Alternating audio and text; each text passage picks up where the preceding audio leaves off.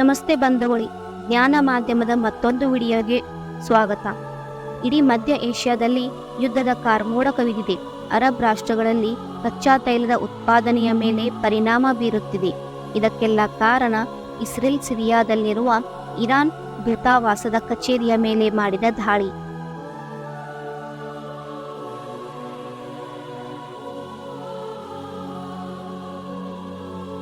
ಅಂತಾರಾಷ್ಟ್ರೀಯ ಯುದ್ಧ ನಿಯಮಗಳ ಪ್ರಕಾರ ಯಾವುದೇ ದೇಶದ ಯಾವುದೇ ರಾಯಭಾರಿ ಕಚೇರಿಯ ಮೇಲೆ ದಾಳಿ ಮಾಡಿದರೆ ಆ ದೇಶದ ಸಾರ್ವಭೌಮತ್ವದ ಮೇಲೆ ದಾಳಿ ಮಾಡಿದಂತೆ ಭಾವಿಸಲಾಗುತ್ತದೆ.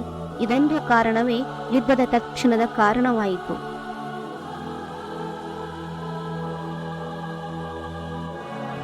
ಇಸ್ರೇಲ್ ಇರಾನ್ನ ರಾಯಭಾರಿ ಕಚೇರಿ ಮೇಲೆ ದಾಳಿ ಮಾಡಿತು, ಆದರೆ ಅದು ದಾಳಿಯ ಹೊಣೆಯನ್ನು ಹೊತ್ತುಕೊಂಡಿರಲಿಲ್ಲ. ತದನಂತರ ಇರಾನ್ ಇಸ್ರೇಲ್ ಮೇಲೆ 300ಕ್ಕೂ ಹೆಚ್ಚು ಕ್ಷಿಪಣಿಗಳ ಮೂಲಕ ದಾಳಿ ಮಾಡಿತು.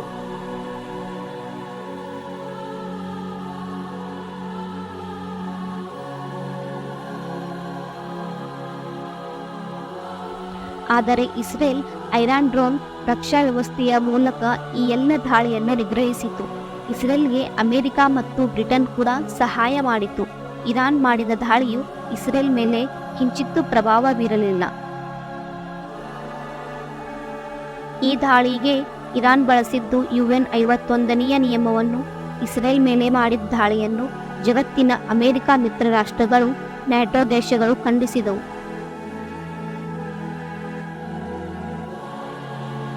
ಇದಕ್ಕಿಂತ ಮೊದಲು ಇಸ್ರೇಲ್ ಮೇಲೆ ಇರಾನ್ ಎಂದೂ ನೇರ ದಾಳಿ ಮಾಡಿರಲಿಲ್ಲ, ಆದರೆ ಪ್ರಾಕ್ಸಿ ವಾರ್ ಮೂಲಕ ದಾಳಿ ಮಾಡ್ತಾ ಇತ್ತು.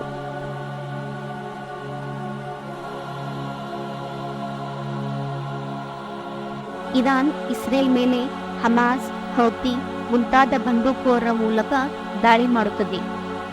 ಇದಕ್ಕೆ ಪ್ರತಿಕಾರವಾಗಿಯೇ ಇಸ್ರೇಲ್ ಗಾಜಾದ ಮೇಲೆ ದಾಳಿ ಮಾಡಿತು. ಆದರೆ ಇರಾನ್ ದೇಶದ ನೇರ ದಾಳಿಯ ಪ್ರತಿಕಾರವಾಗಿ ನಿನ್ನೆ ಇಸ್ರೇಲ್ ಇರಾನ್ ದೇಶದ ಕೆಲವು ನಗರಗಳ ಮೇಲೆ ದಾಳಿ ಮಾಡಿತ್ತು. ಅದರಲ್ಲಿ ಇಸ್ಫಹಾನ್ ಪ್ರಮುಖವಾದದ್ದು. ಇಸ್ಫಹಾನ್ನಲ್ಲಿ ಇರಾನ್ನ ನಾಗರಿಕ ಪರಮಾಣು ಘಟಕಗಳಿವೆ.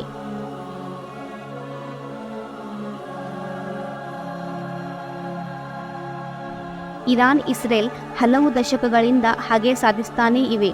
ಇಸ್ರೇಲ್ ಇರಾನ್ ಅಣುವಿಜ್ಞಾನಿಗಳನ್ನು ಹತ್ಯೆ ಮಾಡುತ್ತಲೇ ಬಂದಿದೆ.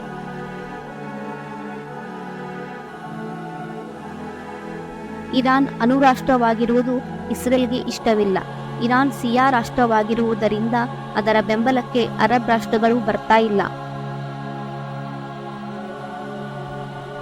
ಇರಾನ್ ದೇಶಕ್ಕೆ ಉತ್ತರ Korea, Russia, China, Yaman, Lebanon ರಾಷ್ಟ್ರಗಳು ಮಾತ್ರ ಬೆಂಬಲ ಸೂಚಿಸುತ್ತಾ ಇವೆ. ಹಲವು ರಾಷ್ಟ್ರಗಳು ತಟಸ್ಥವಾಗಿಯೇ ಉಳಿದಿವೆ. ಇರಾನ್ ಮುಂದೆ ಯಾವ ಹೆಜ್ಜೆ ಇರುತ್ತದೆ, ಜಾಗತಿಕ ತೈಲ ಮಾರುಕಟ್ಟೆ ಮೇಲೆ ಯಾವ ಪ್ರಭಾವ ಬೀರುತ್ತದೆ, ಕಾದು ನೋಡೋಣ. ಧನ್ಯವಾದಗಳು.